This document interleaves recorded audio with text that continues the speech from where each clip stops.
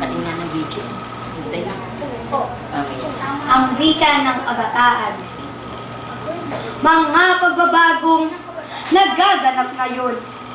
Ang bunga ng ating masayang panahon. Batas at kultura, wika't edukasyon ay may pagbabagong hatid ay pagsulong.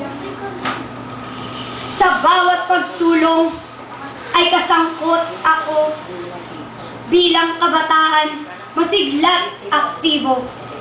Tanging puhunan ko'y lakas at talino. Ang gamit kong wika'y wikang Pilipino.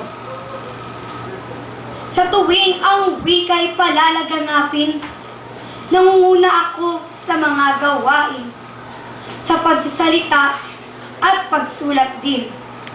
Wikang Pilipino'y may puwang sa akin.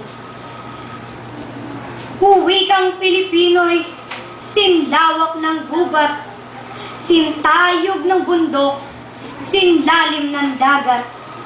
May malayong diwang kapangapangarap, tunay na bantayog ng lahing matatag.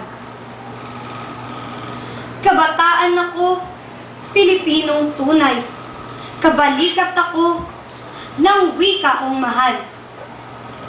Sa mga gawain, ako'y isang daan sa pagpapangunlad ng wikang pambayan.